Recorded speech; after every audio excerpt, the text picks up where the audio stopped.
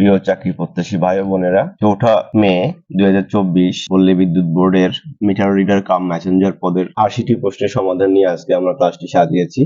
চলুন দেখে নেওয়া যাক। প্রথম প্রশ্ন হচ্ছে, বীরশ্রেষ্ঠ নূর মোহাম্মদ এর পদবি কি ছিল? বীরশ্রেষ্ঠ নূর মোহাম্মদ তার পদবি ছিল হচ্ছে ল্যান্স নায়ক, অপশন ঘ। 2 নম্বর, চিম্বুক পাহাড় কোথায় অবস্থিত? চিম্বুক পাহাড় বান্দরবানে অবস্থিত। 3 নম্বর, বাংলাদেশের প্রধান বিচারপতিকে শপথ বাক্য পাঠ করান কে? বাংলাদেশের প্রধান বিচারপতিকে শপথ বাক্য পাঠ করান রাষ্ট্রপতি, অপশন গ।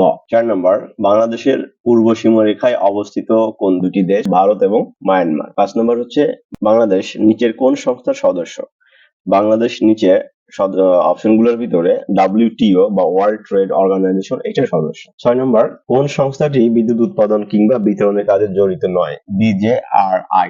7 নম্বর, বাংলা সনের 31 দিনের মাস কয়টি? বাংলা সনের 31 দিনের মাস হচ্ছে 6টি। 8 নম্বর, 1971 সালের 7ই মার্চ বঙ্গবন্ধু তার ঐতিহাসিক ভাষণটি কোথায় দিয়েছিলেন? সোহরাওয়ার্দী উদ্যানে, অপশন গ। 9 নম্বর, 50-এর মন্বন্তর হয়েছিল ইংরেজি কত সালে? এটি হয়েছিল 1943 সালে। যদিও 50 সালের কথা মনে হচ্ছে 50 দেখে, বাট এটা আসলে ইংরেজিতে 1943 সালে হয়েছিল। 10 নম্বর, বাওয়ালি কারা? বাওয়ালি হচ্ছে সুন্দরবনের গোলপাতা সংগ্রহকারী। 11 নম্বর, বাংলাদেশের আইন অনুযায়ী নারী ও পুরুষের বিয়ের সর্বনিম্ন বয়স কত? সঠিক উত্তর হচ্ছে নারীদের জন্য 18 বছর এবং পুরুষদের জন্য 21 বছর, 18 ও 21, অপশন খ। 12 নম্বর, কোন ক্ষুদ্র জাতিসত্তা চট্টগ্রাম অঞ্চলের বাইরে বসবাস করে? এটি হচ্ছে হাজং, অপশন গ। 13 নম্বর, বাংলাদেশের স্বাধীনতা দিবস কবে? বাংলাদেশের স্বাধীনতা দিবস এই প্রশ্নে অপশনগুলোর ভিতরে নেই, সুতরাং কোনোটি নয়, এটি দিতে হবে। আর স্বাধীনতা দিবস কবে এইটি আপনারা কমেন্ট করে জানান। বাংলাদেশের স্বাধীনতা দিবস কবে? Please comment please. 14 নম্বর, মুজিবনগর সরকারের মন্ত্রিসভায় সদস্য কতজন ছিলেন? 6 জন, অপশন গ।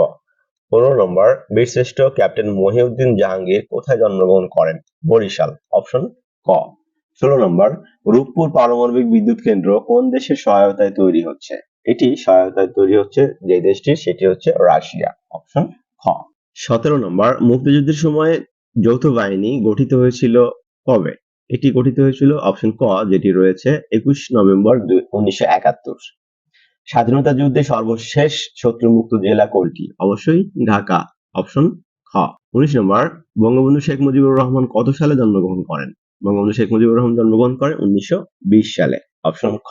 20 নম্বর, মুক্তিযুদ্ধের সময় সমগ্র দেশকে কতটি সেক্টরে বিভক্ত করা হয়েছিল? উত্তর 11টি সেক্টরে বিভক্ত করা হয়েছিল। এখানে আরেকটি প্রশ্ন মনে রাখতে হবে যে 2 নং সেক্টরে কোন জেলা শহর বা কোন শহর ছিল? এটি হচ্ছে 2 নং ছিল হচ্ছে ঢাকা শহর, এবং এই ঢাকা সর্বশেষ যুদ্ধমুক্ত হয়। 21 নম্বর, মহান স্বাধীনতা যুদ্ধে বীরত্বের জন্য কতজন বীর মুক্তিযোদ্ধাকে বীর প্রতীক উপাধি প্রদান করা হয়েছিল? সঠিক উত্তর হচ্ছে 426 জনকে, অপশন খ। 22 নম্বর, অসমাপ্ত আত্মজীবনী গ্রন্থের লেখক কে? অসমাপ্ত আত্মজীবনী গ্রন্থের লেখক হচ্ছেন শেখ মুজিবুর রহমান, অপশন গ। 23 নম্বর, স্বাধীন বাংলা বেতার কেন্দ্রের জনপ্রিয় অনুষ্ঠান কোনটি? চরমপত্র, অপশন খ। মুক্তিযুদ্ধ জাদুঘর কোথায় অবস্থিত? এটি ঢাকায় অবস্থিত, অপশন ঘ। কোন বিভাগে জেলার সংখ্যা কম? রাজশাহী বিভাগে জেলার সংখ্যা কম। 26 নম্বর, কোন বানানটি শুদ্ধ? অন্তর্জালা, অপশন ক, এটি শুদ্ধ বানান। কাঁচের তৈরি ঘর এটিকে কি বলা হয়? এক কথায় এটিকে বলা হয় শীষমহল, অপশন গ। 28 নম্বর, দাদাভাই কার ছদ্মনাম? দাদাভাই যার ছদ্মনাম তিনি হচ্ছেন রকুনুজ্জামান খান। রকুনুজ্জামান খান। তিনি শিশুদের জন্য কবিতা লিখতেন বা প্রবন্ধ লিখতেন, ছড়া লিখতেন, এই জন্য তাকে দাদাভাই বলা হয়। 29 নম্বর, ইতি শব্দের সমার্থক শব্দ কোনটি? ইতি মানে হচ্ছে শেষ হয়ে যাওয়া, তাহলে যবনিকা, সমাপ্তি, সাঙ্গ সবগুলোই সমার্থক শব্দ। উত্তর তাহলে হবে সবগুলো সঠিক।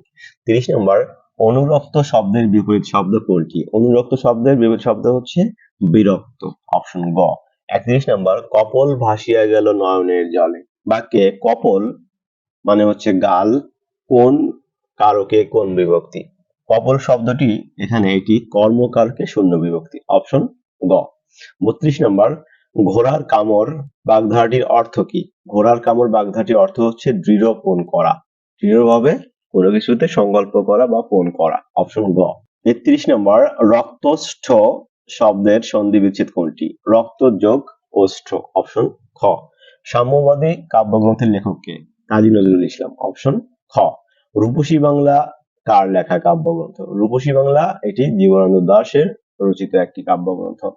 36 নম্বর, we need to buy some new furniture. এখানে ফার্নিচারের কিন্তু আহ, মানে প্লুরাল হয় না, এখানে এই যে অপশন খ, এটি প্লুরাল এবং সিঙ্গুলার হিসেবে দুইভাবে ইউজ করা হয়। এখানে we need to buy some new furniture. 37 নম্বর, I promise dash I smoke again. এখানে I will not smoke again, তো উইল নট কে সংক্ষিপ্ত করে I won't, I promise I won't smoke again, option খ। 38 নম্বর, 10 hours dash too long to wait. 10 hours is, হ্যাঁ এখানে ইজ হবে, যদিও এখানে 10 আওয়ার্স 10 ঘন্টা বহু বছর বোঝাচ্ছে, বাট এটা টাইম হিসেবে এটাকে সিঙ্গুলার আমরা ধরে নিতে পারি, ধরে নেওয়া হয়। এই জন্য 10 hours is too long to wait. আবার 50 kilometres is long to distance বা লং টু গো। তো এখানে 15 কিলোমিটার্স বা 10 আওয়ার্স এগুলো হচ্ছে মূলত সিঙ্গুলার হিসেবে ইউজ করা হয়, যে কারণে ইজ হবে এখানে, অপশন ক। 39 নম্বর, slow and steady wins the race. এটি প্রবাদ বাক্য, অপশন ঘ, উইন্স এখানে শেষে এর যোগ হবে। 40 নম্বর, the dog was running behind. The underlined word is, এই যে বিহাইন্ড এই শব্দটি কি? বিহাইন্ড এটা কি করে? এটা ভার্বকে মডিফাই করে, সুতরাং এটি হচ্ছে একটি অ্যাডভার্ব, অপশন ক। 41 নম্বর, active voice of movies are not watched by him. তাহলে বাই হিম এখানে এটি আমাদের এই অ্যাক্টিভ প্যাসিভ ভয়েস এটি দেওয়া রয়েছে। প্যাসিভ ভয়েসের হিম হচ্ছে আমাদের কি অবজেক্ট হিসেবে আছে, তাহলে আমাদের অ্যাক্টিভ এটা সাবজেক্ট হয়ে যাবে হি। আর movies are not watched, are not এটা কিন্তু প্রেজেন্ট টেন্সে দেয়া আছে, তাহলে কি হবে? হি যেহেতু আছে থার্ড পারসন সিঙ্গুলার নাম্বার, তাহলে হি ডাজ নট, এখানে প্রেজেন্ট টেন্সে নিয়ে যেতে হবে, হি ডাজ নট। এরপরে ডাজ নট এর পরে কিন্তু ওয়াচড হবে না, এটা হবে ওয়াচ, হ্যাঁ ভার্বের বেস ফর্ম হবে। হি ডাজ নট ওয়াচ, তারপরে কি? মুভিজ, তাহলে এখানে জাস্ট মুভিজ দিয়ে রাখলাম, he does not watch movies. এখানে অপশন ক হচ্ছে সঠিক উত্তর। 42 নম্বর, give me all dash this pen. Give me all but this pen, option ঘ হবে উত্তর। 43 নম্বর, find the correctly spelled word. সঠিক বানানের লিখিত শব্দ হচ্ছে ডিজিজ, মানে রোগবালাই, DESEASE, ডিজিজ, এটি হচ্ছে আমাদের সঠিক বানানের লিখিত শব্দ। 44 নম্বর, I saw dash one-eyed man when I was walking on the road. এখানে ভাওয়েল ও রয়েছে, বাট ও এর উচ্চারণ যখন ওয়া এর মতো হবে, ওয়া এখানে ওয়ার মতো উচ্চারিত হচ্ছে, এই জন্য এখানে এ বলবে। ওয়ান এর ও এই লেটারটি ভাওয়েল হওয়ার পরেও শুধু ও এর উচ্চারণ ও না হয়ে ওয়া হওয়ার কারণে এখানে ভাওয়েল হওয়ার পরেও এখানে মূলত এন না হয়ে এ বলবে। ওকে, তাহলে অপশন ক হচ্ছে সঠিক উত্তর। 45 নম্বর প্রশ্ন, সাদিদ হ্যাজ বিন ওয়ার্কিং, এখানে প্রেজেন্ট পারফেক্ট কন্টিনিউয়াস টেন্স, তাহলে সাদিদ হ্যাজ বিন ওয়ার্কিং যদি নির্দিষ্ট টাইম থেকে বলে তাহলে সিন্স মর্নিং, অবশ্যই সকাল থেকে বৃষ্টি হচ্ছে, সকাল থেকে সে কাজ করছে, তাহলে অপশন খ হচ্ছে সঠিক উত্তর। 46 নম্বর প্রশ্ন, 2x² প্লাস এক্স মাইনাস 15 এর উৎপাদক কোনটি? আমরা যখন দেখি যে x² মানে কোন যে রাশি উৎপাদক বিশ্লেষণ করতে হবে, সেই রাশিতে x² এর আগে কোন সহগ রয়েছে, এখানে আমাদের x² এর আগে সহগ রয়েছে 2, হ্যাঁ এই দুইটা রয়েছে আমাদের সহগ, আর কনস্ট্যান্ট বা ধ্রুবক রয়েছে 15। তখন এই ধরনের অঙ্কগুলোর মিডল টার্মের নিয়ম হলো বা উৎপাদক করার নিয়ম হচ্ছে যে ওই সহগ এবং ধ্রুবককে আগে গুণ করে নিতে হয়। তাহলে 2 এবং 15 গুণ করলে কত হবে? 2 এবং 15 গুণ করলে 30 হবে। 30টাকে এমন ভাবে ভাঙাতে হবে উৎপাদক হিসেবে যাতে ওই উৎপাদক দুটিকে যোগ করলে অথবা বিয়োগ করলে এই যে 1x হয়। তাহলে আমরা কি করব? 6 এবং 5, 5 6 30, 5 6 30 হিসেবে এইভাবে আমরা ভাঙাবো। তো যেহেতু x এর আগে আমাদের মূল অঙ্কে এই সমীকরণে বা এই রাশিতে x এর আগে প্লাস দেয়া আছে, আমরা এই যে বড় যেটা রয়েছে এই বড়র আগে আমরা প্লাস দেব, আর তাহলে আর একটা 5 রয়েছে, 5 এর আগে আমরা মাইনাস দিয়ে এইভাবে করব। তাহলে আমরা দেখি প্রথমে কি দেওয়া আছে, 2x² plus 6x minus 5x minus 15, হ্যাঁ এটা হচ্ছে আমরা ভাঙালাম, মিডল টার্ম করলাম। এরপরে আমরা এই লাইনে যাই, এরপরে কি এখানে এই দুটো জোড়ার ভিতরে কি কমন যায়? এদের ভিতরে কমন যায় হচ্ছে 2x কমন হলে কি হয়? এখানে থাকে x প্লাস এখানে থাকে হচ্ছে 3 মাইনাস এখানে আবার 5 কমন যাবে, তাহলে এখানে কি থাকবে? x প্লাস ফ্রি থাকবে। এখন এই x প্লাস থ্রি এবং x প্লাস থ্রি এই দুটোর ভিতর থেকে আমি একটা কমন নিব, তাহলে x প্লাস থ্রি কমন নিলে বাকি থাকবে কি, প্রথমে থাকবে হচ্ছে 2x, এখানে 2x, ওকে, এই যে 2x হলো, আর মাঝখানে থাকবে -5 কমন, -5 থেকে যাবে এটা, এই যে এটা, তাহলে এটা হচ্ছে আমাদের উত্তর, x প্লাস থ্রি 2x -5, এই যে x প্লাস থ্রি 2x -5। 47 নম্বর প্রশ্ন, 10 জনে একটি কাজের অর্ধেক করতে পারে 7 দিনে। হ্যাঁ, পুরো পুরো কাজ কিন্তু না, অর্ধেক, একটা কাজের পুরো না করে তারা অর্ধেক করতে পারে 7 দিনে। তাহলে এই পুরো কাজটা করতে কতদিন লাগবে? 10 জনের 14 দিনে। ব্যাপারটা কিন্তু মুখে মুখে আমরা করতে পারতেছি। 10 জন মিলে একটা কাজের অর্ধেক করে 7 দিনে, তাহলে পুরো কাজটা অবশ্যই তার ডাবল দিন লাগবে। এই জন্য 14 দিনে আমরা পেয়ে গেলাম। তো ওই কাজটি করতে 5 জনের কত দিন লাগবে? ওকে, তো এই ধরনের অঙ্কগুলোতে আমরা একটা নিয়ম শিখছিলাম শর্টকাট, সেটা হচ্ছে যে এই প্রথম লাইনে যে দুটি সংখ্যা দেয়া থাকবে, প্রথম লাইনে আমাদের সংখ্যা দেয়া আছে হচ্ছে 10 আর হচ্ছে 14। যদিও ওরা মূল প্রশ্নে বলছে অর্ধেক করতে পারে 7 দিনে, বাট আমাদের লাগবে হচ্ছে পুরো কাজটা, যেহেতু পরের প্রশ্ন চেয়েছিল যে ওই কাজটি করতে, অর্থাৎ পুরো কাজটি করতে 5 জনের কতদিন সময় লাগবে, এই জন্য আমাকে পুরো কাজে নিয়ে আসতে হবে। তাহলে আমরা বলছিলাম যে প্রথম লাইনে যে সংখ্যা দেয়া থাকবে, যে দুটি সংখ্যা 10 আছে আর হচ্ছে 14 আছে, তাহলে এই 10 আর হচ্ছে 14 গুণ করব, গুণ করে পরের লাইনে যে সংখ্যাটা দেয়া থাকবে এটা দিয়ে ভাগ করব। এখন এটা 5 জন আছে, অথবা দিনও থাকতে পারতো, জেনে থাকুক, জন থাকুক আর দিন থাকুক, মানে লোকের সংখ্যা এবং দিনের সংখ্যা যেটাই থাকুক সেটা দিয়ে আমরা ভাগ করব। তাহলে 5 দিয়ে ভাগ করলাম, ভাগ করে এখন কাটাকাটি করব। এই যে 5 দুগুণে 10, তাহলে 14 দুগুণে 28 দিন লাগবে যদি 5 জন ওই কাজটা করতে শুরু করে। অপশন খ। 48 number, a plus B equal to 7 এবং a square plus B square equal to 25 হলে নিচের কোনটি a b এর মান হবে?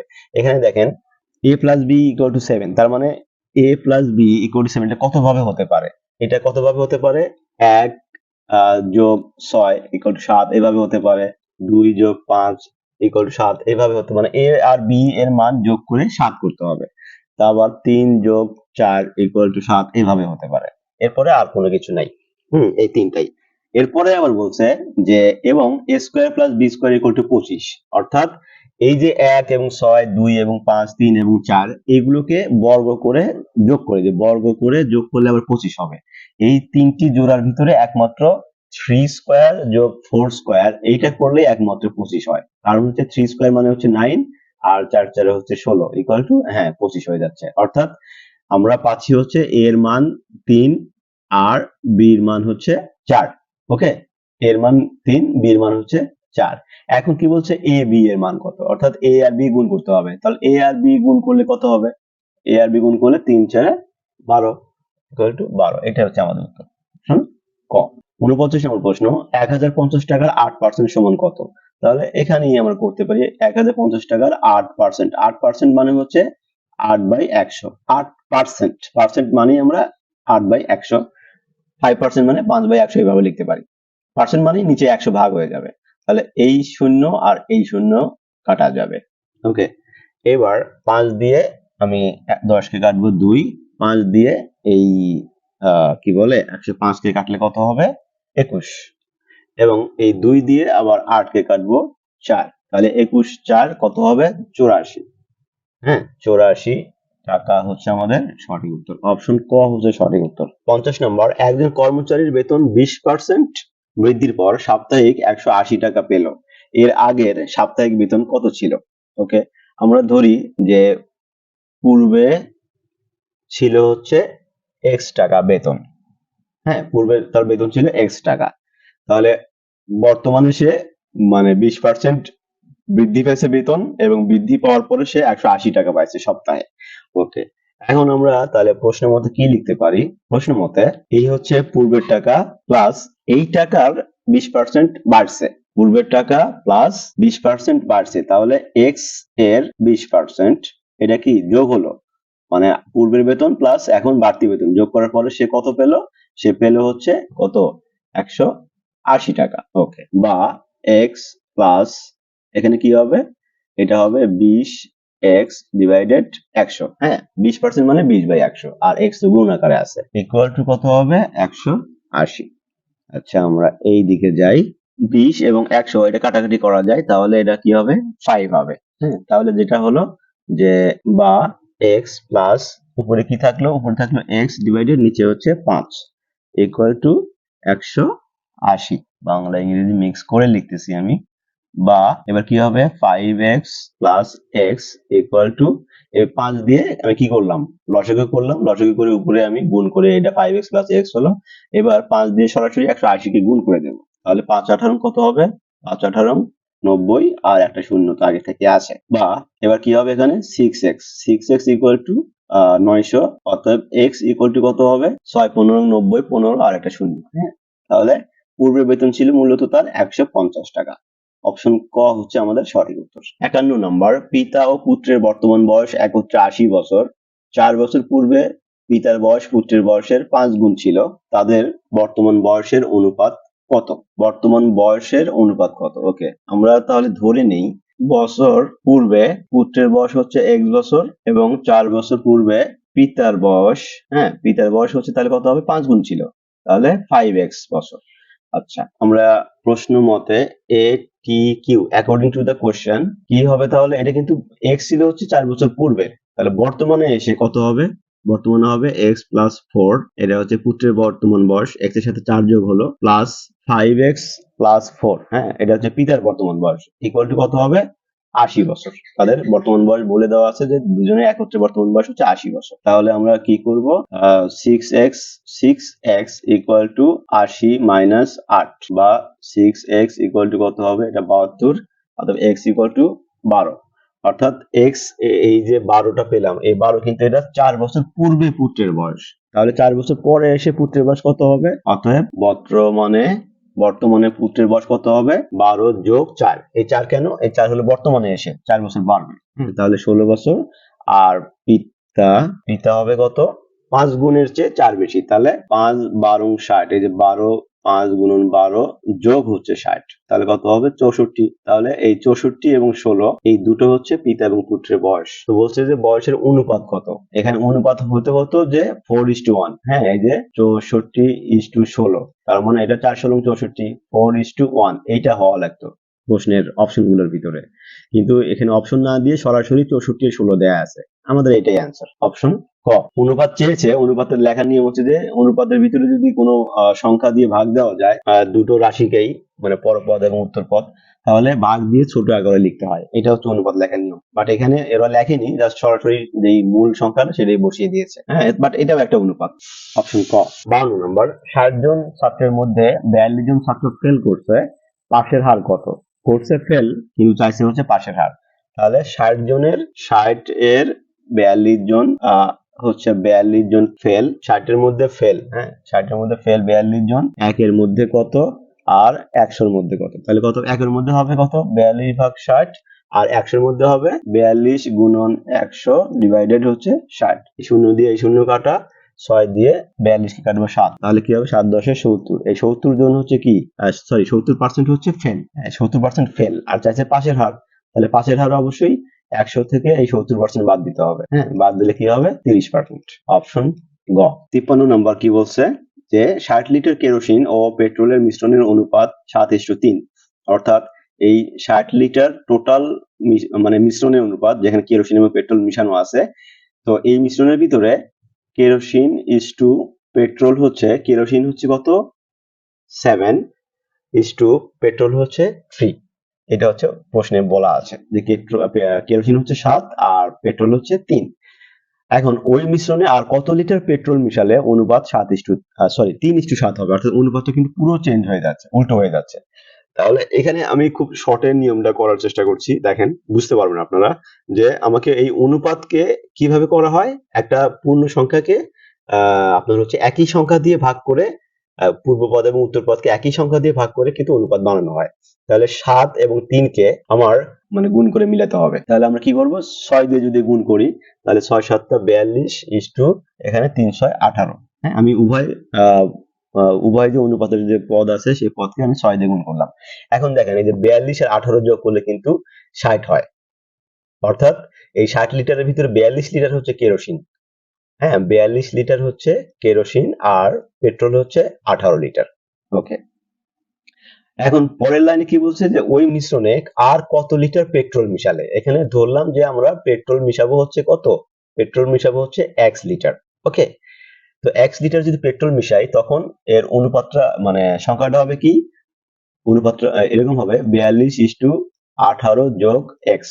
বিষয়টা হবে এরকম, 42 কিন্তু আমি কোনো কিছু মিশাচ্ছি না, কেরোসিন যা আছে 42 লিটার তাই আমাকে রাখতে হবে। বাট 18 লিটার যে পেট্রোল ছিল এই পেট্রোলের সাথে আরো এক্স পরিমাণ ধরলাম যে আমাদের কি পেট্রোল মিশাতে হবে, তাহলে 18 প্লাস এক্স। এখন কি মিশানোর পরে কি হবে, অনুপাতটা হয়ে যাবে 3:7। ঠিক আছে, এখন আমি একটু দেখাই যে এটা কি রকম, দেখেন 42:18 যোগ এক্স। হ্যাঁ, এইটা 42 থেকে কি হবে, এটা হয়ে যাবে 3। ওকে, মানে 42 কে 3-এ নিয়ে গেছে। তো 42 কে 3-এ কিভাবে নিয়ে যায়, 14 দিয়ে ভাগ করে। 42 থেকে 3-এ কিভাবে যায় অনুপাত হিসেবে, এটা যখন 42 কে 14 দিয়ে ভাগ করে তখন 3×14=42, 3 হয়। তো সেম ওয়েতে এই যে 18 প্লাস এক্স, হ্যাঁ 18 প্লাস এক্স এইটাকেও আমাকে 14 দিয়ে ভাগ করতে হবে।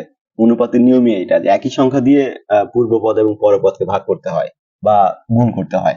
তো আমাকে এখন তাহলে 18 প্লাস এক্স কে 14 দিয়ে ভাগ করলে এখানে কত হবে, এখানে 7 হবে। এই যে আমাদের প্রশ্নে যেটা চেয়েছে যে 3:7 হয়ে যাবে। তাহলে এখন 7 মিলানোর জন্য আমাকে কি করতে হবে, 14 কে 7 দিয়ে আমাকে কি গুণ করতে হবে, তাহলে আমি একটা মান পাবো যে 14 গুণন 7, 7 14 কত হয় 98। অর্থাৎ এই যে 18 প্লাস এক্স ইকুয়াল টু 98, হ্যাঁ আমাকে 98 বানাতেই হবে, কারণ 98 কে 14 দিয়ে ভাগ করলেই কেবল 7 পাওয়া যাবে। এখন আগে থেকেই তো আমরা 18, আমরা এই মানটা তো জানি যে 18, তাহলে এক্স এর মানটা কত হবে, 98 মাইনাস 18 ইকুয়াল টু 80। হ্যাঁ, এই 80 লিটার পেট্রোল আমাকে যোগ করতে হবে যদি আমি 3:7 অনুপাত পেতে চাই। তাহলে অপশন খ হচ্ছে সঠিক উত্তর। 54 নম্বর, যে চতুর্ভুজের কোণগুলো সমান বাহুগুলো অসমান তাকে কি বলে। দেখেন এখানে সামান্তরিক এইভাবে আঁকানো হয়, এইভাবে আঁকানোর কারণে এই কোণ আর এই কোণ সমান, বাট এই কোণ আর এই কোণ কিন্তু এই দুটো সমান, আবার এই দুটো সমান। এখানে বলছে কোণগুলো সমান, সবগুলো কোণই সমান হতে হবে। দেখেন রম্বসে, রম্বসে কিন্তু সবগুলো কোণ সমান হবে না, এর বাহুগুলো সমান কিন্তু সবগুলো কোণ সমান হবে না। আবার বর্গক্ষেত্র, বর্গক্ষেত্রের বাহুগুলো সমান এবং কোণগুলো সমান, হ্যাঁ সবগুলো সমান, কিন্তু প্রশ্নে বলছে বাহুগুলো অসমান। তাহলে একমাত্র কি থাকে, আয়তক্ষেত্র। আয়তক্ষেত্র হচ্ছে এরকম, হ্যাঁ আয়তক্ষেত্রের এই কোণ এই কোণ এই কোণ প্রত্যেকটা কোণই কিন্তু 90 ডিগ্রি, কিন্তু বাহুগুলো কিন্তু অসমান, কারণ এই বাহু আর এই বাহু সমান, এই দুটি বাহু এই দুটি বাহু সমান, মানে পরস্পর সমান, সবগুলো কিন্তু সমান না, বাহুগুলো অসমান। দ্যাটস ওয়াই আমাদের অপশন সঠিক উত্তর হবে অপশন গ, আয়তক্ষেত্র। 56 নম্বর, কোন সংখ্যার 2/3 ওই সংখ্যার চেয়ে 50 কম হলে সংখ্যাটি কত। ধরি সংখ্যাটি হচ্ছে এক্স, হ্যাঁ প্রথম ধরে নিলাম সংখ্যাটি হচ্ছে এক্স, তো এই সংখ্যার কত 2/3, তাহলে এক্স এর 2/3 মানে হচ্ছে 2/3। তাহলে কি হবে সংখ্যাটা, 2x ভাগ 3। প্রথম সংখ্যাটা হচ্ছে x আর ওই সংখ্যার 2/3 হচ্ছে 2x ভাগ 3। ওকে, কি বলছে যে কোন সংখ্যার 2/3 ওই সংখ্যা থেকে অর্থাৎ x থেকেই x এর চাইতে 50 কম, অর্থাৎ x মাইনাস 2x ভাগ 3 ইকুয়াল টু 50। হ্যাঁ 50 কম, তাহলে কি হবে 3x, আমি একবারে লসাগু করে আমি আবার 3 গুণ করে দিব ওই পাশে, 3x minus 2x equal to 350 গুণ করলে 150 হয়। তাহলে x ইকুয়াল টু কত হবে, 150। হ্যাঁ, সঠিক উত্তর হচ্ছে আমাদের অপশন ঘ। 57 নম্বর, একটি সমকোণী ত্রিভুজের দুইটি কোণের সমষ্টি 170 ডিগ্রি। সমকোণী ত্রিভুজ, সূক্ষ্মকোণী ত্রিভুজ, স্থূলকোণী ত্রিভুজ, ত্রিভুজ হলেই, হ্যাঁ ত্রিভুজ হলেই তিনটা কোণের সমষ্টি হচ্ছে কত, 180 ডিগ্রি। যে কোনো ধরনের ত্রিভুজই হোক 180 ডিগ্রিতে, 180 ডিগ্রির ভিতরে তিনটা কোণের সমষ্টি, এটা দুইটা কোণের সমষ্টি দেওয়া আছে কত, 170 ডিগ্রি। তাহলে দুইটার কোণের মান 170 ডিগ্রি দেওয়া আছে, এখানে আছে হচ্ছে তিনটা কোণ, এখানে দেওয়া আছে দুইটি কোণ, তাহলে তিনটির ভিতরে দুইটি যদি আমি বাদ দেই থাকবে হচ্ছে 10 ডিগ্রি। হ্যাঁ, বাকি যে কোণটি আছে সেটি মূলত হচ্ছে 10 ডিগ্রি সমান, অপশন গ। 58 নম্বর, দুটি নির্দিষ্ট বিন্দু দিয়ে অঙ্কিত সরলরেখা, সরলরেখার সংখ্যা হবে কয়টি। এই যে দুটি বিন্দু এবং এই যে আরেকটি বিন্দু, দুটি বিন্দু হলো, এখন এই দুটি বিন্দু দিয়ে অঙ্কিত সরলরেখার সংখ্যা হবে কতটি। আমি তো ধরেন এইরকম আর এরকম দুটি দিলাম, এই যে একটি ইয়া হলো সরলরেখা হলো, আবার এই যে একটি সরলরেখা হলো, কিন্তু বলছে যে দুটি নির্দিষ্ট বিন্দু দিয়ে অঙ্কিত, অর্থাৎ এই দুটি বিন্দু দিয়ে গমন করতে হবে। এই বিন্দু দিয়ে যেতে হবে, আবার এই বিন্দু দিয়ে যেতে হবে। ওকে, তাহলে কতটি সংখ্যা হবে, সরলরেখা হবে? সরলরেখা হবে মূলত হবে একটি। 59 নম্বর, এক ব্যক্তি 15,000 টাকা ব্যাংকে জমা করে বছরে সুদ বাবদ 1275 টাকা আয় করে। ওই ব্যাংকে বছরে সুদের হার কত? তো আমরা জানি সুদের হার নির্ণয়ের সূত্র। সুদের হার নির্ণয়ের সূত্র আমরা কি জানি? তাহলে এখানে সুদ কত দেয়া আছে? সুদ দেওয়া আছে হচ্ছে 1275 গুণন সূত্রের 100 ডিভাইডেড আসল গুণন সময়। আসল দেওয়া আছে হচ্ছে 15,000, সময় দেওয়া আছে কত?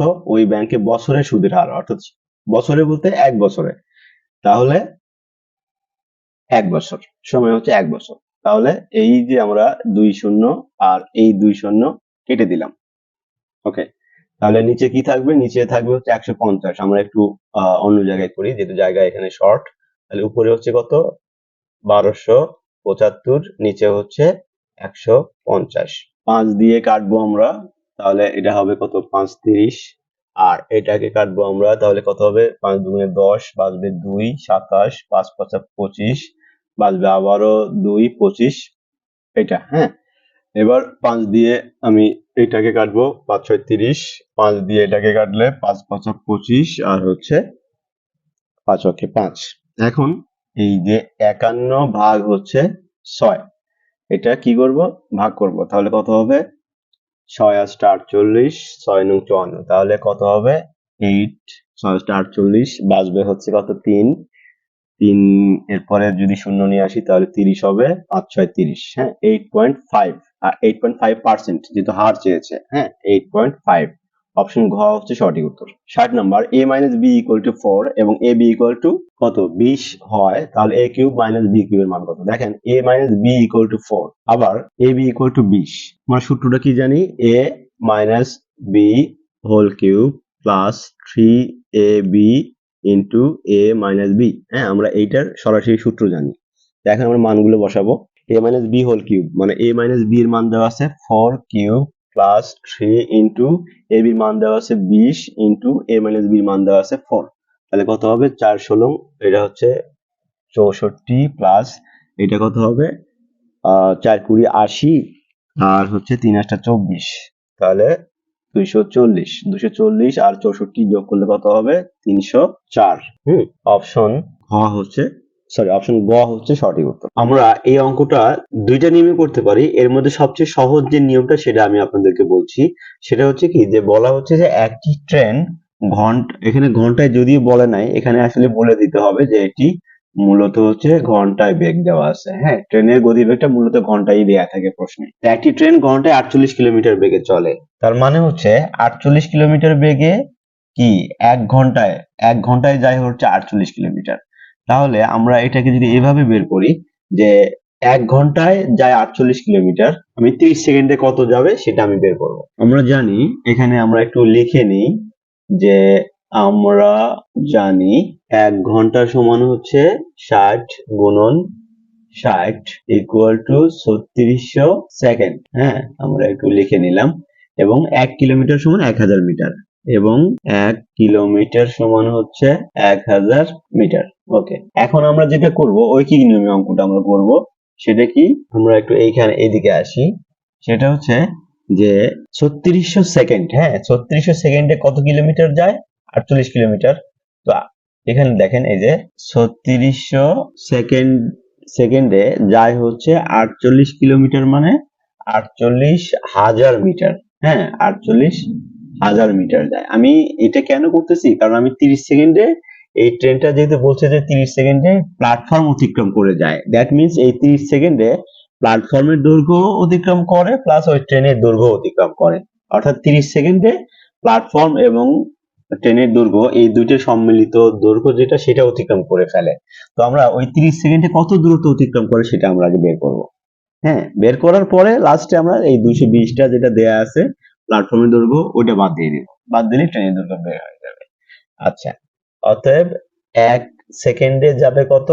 1 সেকেন্ডে যাবে হচ্ছে এই 4800 নিচে এইটা ভাগ হবে, সরি, 48,000 নিচে হবে 3600। ওকে, অতএব 30 সেকেন্ডে কত যায়? হ্যাঁ, যেহেতু 30 সেকেন্ডে প্ল্যাটফর্ম অতিক্রম করতে বলছে, তাহলে এখানে এই যে 30 দিয়ে আমি কি করব, 30 দিয়ে উপরে গুণ হবে। হ্যাঁ, এবার আমি জাস্ট কাটাকাটি করব, তাহলে কি হবে, এই শূন্য আর এই শূন্য কাটা যাবে, এই শূন্য আর 48,000-এর একটা শূন্য কাটা যাবে।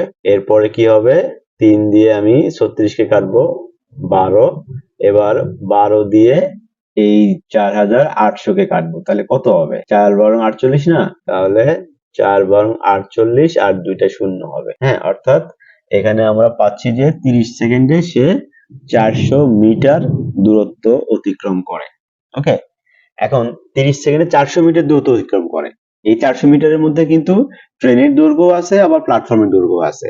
তো এখানে এই যে প্ল্যাটফর্মের দৈর্ঘ্য 220 মিটার দেয়া আছে প্রশ্নে। ওকে, এখন 400 থেকে 220 প্ল্যাটফর্মের দৈর্ঘ্য বাদ দেব। বাদ দিলে কি হবে, 180। 180 মিটারটা এটা হচ্ছে আমাদের কি ট্রেনের দৈর্ঘ্য। জাস্ট আমরা কি করলাম, যে 30 সেকেন্ডে সে যে বললো, যে প্রশ্ন বলতেছে যে পুরো প্ল্যাটফর্ম অতিক্রম করে, দ্যাট মিন্স প্ল্যাটফর্মের দৈর্ঘ্য প্লাস ট্রেনের দৈর্ঘ্য দুটো অতিক্রম করে এই 30 সেকেন্ডে। তো 30 সেকেন্ডে আসলে সে কত মিটার যায়, 400 মিটার যায়। তো 400 মিটার থেকে প্ল্যাটফর্মের দৈর্ঘ্য এখানে দেয় আছে, জাস্ট এই প্ল্যাটফর্মের দৈর্ঘ্যটা বাদ দিয়ে দিলাম, থাকলো হচ্ছে ট্রেনের দৈর্ঘ্য 180 মিটার। আমাদের অপশন ক হচ্ছে সঠিক। 63 নম্বর প্রশ্ন কি বলছে, যে একটি বই 180 টাকায় বিক্রয় করায় 10% ক্ষতি হলো, বইটির ক্রয় মূল্য কত? এখন ক্রয় মূল্য যদি 100 টাকা আমরা ধরতাম, যে 100 টাকা ক্রয় মূল্য হলে, 100 টাকা ক্রয় মূল্য যদি হয়, তাহলে 10% ক্ষতিতে বিক্রয় মূল্য সমান হচ্ছে কত হবে, 100 বিয়োগ 10 ইকুয়াল টু 90 টাকা। হ্যাঁ, এটা হচ্ছে আমাদের কি, 10% ক্ষতিতে বিক্রয় মূল্য হচ্ছে 90 টাকা। তো প্রশ্নে চেয়েছে কি, যে প্রশ্নে চেয়েছে হচ্ছে ক্রয় মূল্য কত। আচ্ছা, তাহলে ক্রয় মূল্য যেহেতু চেয়েছে, তো ক্রয় মূল্য ডান পাশে থাকবে ঐকিক নিয়মের ক্ষেত্রে। তাহলে কি হবে, যে বিক্রয় মূল্য 90 টাকা হলে ক্রয় মূল্য হচ্ছে 100 টাকা। হ্যাঁ, আমরা লিখে নিলাম, যেহেতু ক্রয় মূল্য ডান পাশে থাকতে হবে এই জন্য লিখলাম যে বিক্রয় মূল্য 90 টাকা হলে ক্রয় মূল্য 100 টাকা। অতএব বিক্রয় মূল্য 1 টাকা হলে ক্রয় মূল্য হবে 100 ডিভাইডেড 90 টাকা। অতএব বিক্রয় মূল্য প্রথমেই দেয়া আছে বইয়ে, যে একটি বই 180 টাকায় বিক্রয় করবে। এবার বিক্রয় মূল্য যদি 180 টাকা হয়, তাহলে সরাসরি আমরা এখানে ক্রয় মূল্যটা কত হয় এটা বের করব। তাহলে 100 গুণন এই 180 উপরে যাবে, আর নিচে 90 দেওয়া ছিল তাই। 90 দিয়ে 180 কে কাটলে 2। হ্যাঁ, তাহলে 2 আর 100 গুণ করলে হবে কি, 200 টাকা হচ্ছে আমাদের কি ক্রয় মূল্য। ওকে, এখন প্রশ্নে যে অপশনগুলো দেয়া আছে, এই অপশনগুলোর ভিতরে 200 টাকা অপশনটা দেয়া নেই, কাজে এখানে কোনোটি নয়। হ্যাঁ, এটি হবে আমাদের উত্তর, কোনোটি নয়। 64 নম্বর, 1 কোটিতে কত মিলিয়ন হয়? আমরা জানি যে 10 লাখে হচ্ছে কি 1 মিলিয়ন। হ্যাঁ, 1 মিলিয়ন। অতএব 10 লাখ, এখান থেকে আমরা কি করব, 100 লাখে যাব। 10 লাখে 10 লাখ থেকে 100 লাখে যাবে, 100 লাখই তো 1 কোটি হয়। তাহলে এখানে এই যে 100 লাখ, 10 লাখ থেকে এইখানে 100 লাখে কিভাবে আসলাম, আমি 10 দিয়ে গুণ করে, যেহেতু এটা 10 লাখ সমান 1 মিলিয়ন। হ্যাঁ, এটা পুরোটা লিখি, 10 লাখ সমান হচ্ছে 1 মিলিয়ন, এটা কিন্তু একটা সমীকরণ। 10 লাখ সমান 1 মিলিয়ন সমীকরণ। তো সমীকরণের বাম পাশে আপনি 10 দিয়ে গুণ করে 10 থেকে 100 করলেন, তো ডান পাশে আপনাকে 10 দিয়ে গুণ করতে হবে। হ্যাঁ, তাহলে কি হবে, এটা 10 মিলিয়ন, এটাই আর কি। অপশন ঘ। 65 নম্বর, 5টি 10 টাকার নোট, তার মানে 5টি 10 টাকার নোট কত টাকা হয়? 50 টাকা হয়। এরপরে 8টি 50 টাকার নোট, 8টি 50 টাকার নোট কত হয়? 400 টাকা। তাহলে 400 টাকা, এই দুটোকে যোগ করলে কত হচ্ছে? 450 টাকা হচ্ছে। এবার কি বলছে, এই নোটগুলো একত্রে 9টি 100 টাকার নোট।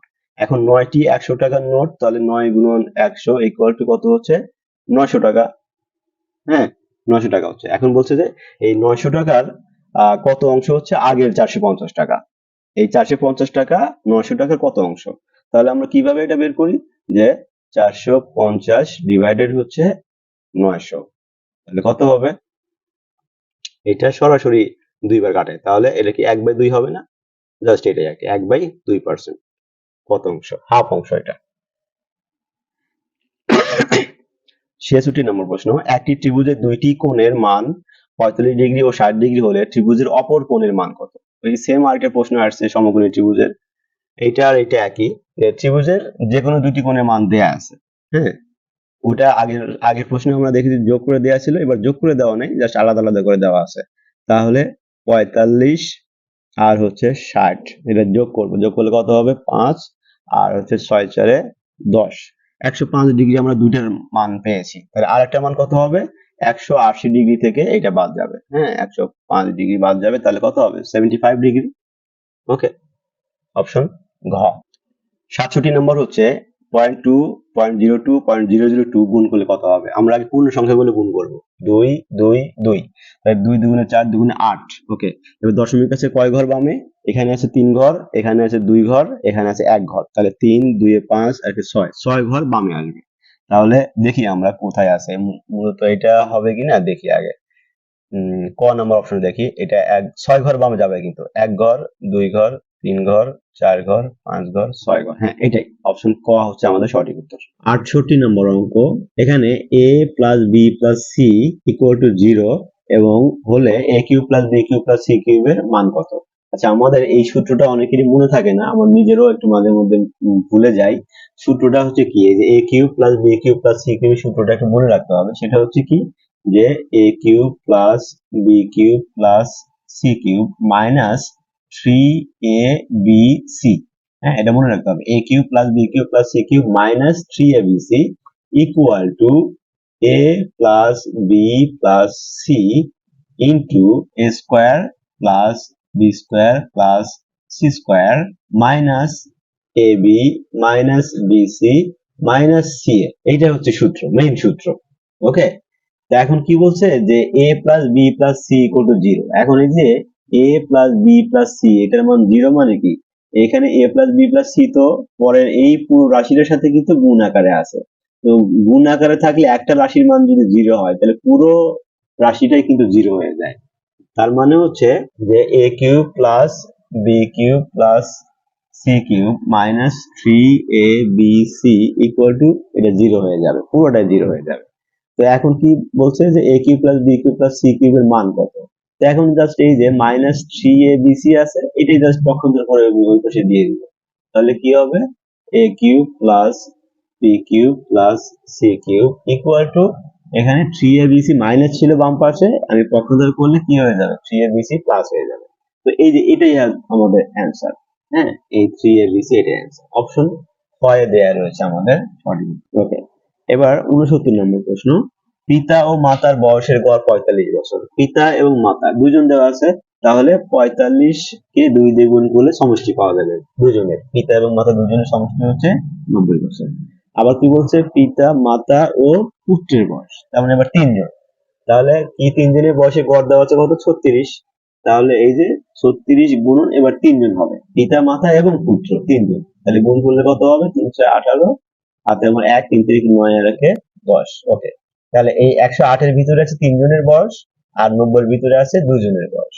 তো এই দুইটা বয়সের ভিতরে কমন আছে হচ্ছে পিতা আর মাতা। এই 90 এর ভিতরে পিতা মাতা আছে, আবার এই 108 এর ভিতরে পিতা মাতা কমন আছে।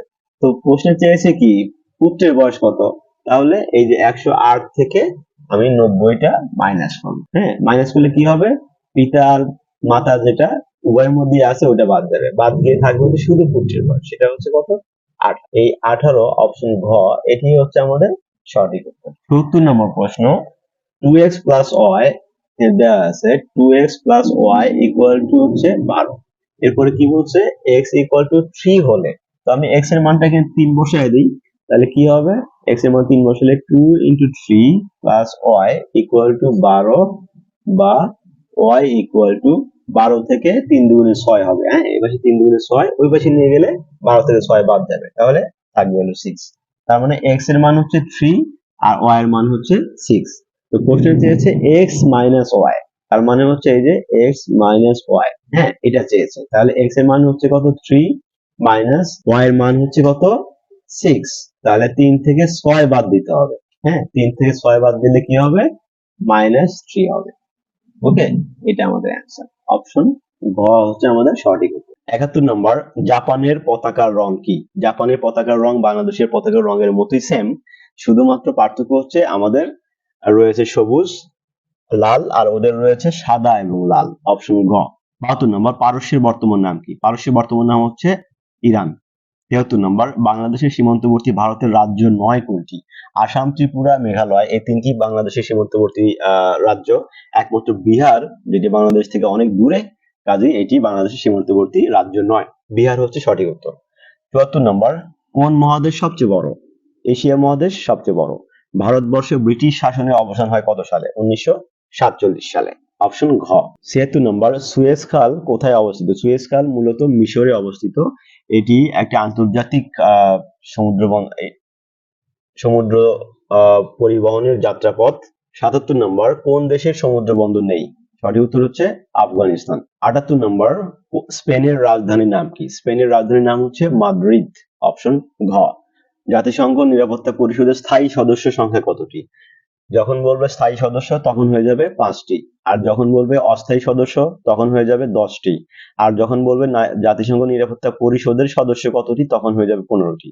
অর্থাৎ এই 5টি হচ্ছে স্থায়ী, আর এই 10টি হচ্ছে অস্থায়ী, আর এই যে 15টি এটি রয়েছে হচ্ছে স্থায়ী অস্থায়ী মিলে 15টি। 80 নম্বর হচ্ছে, কোন দেশকে হিমালয়ের কন্যা বলা হয়? হিমালয়ের কন্যা বলা হয় নেপালকে। অপশন ক।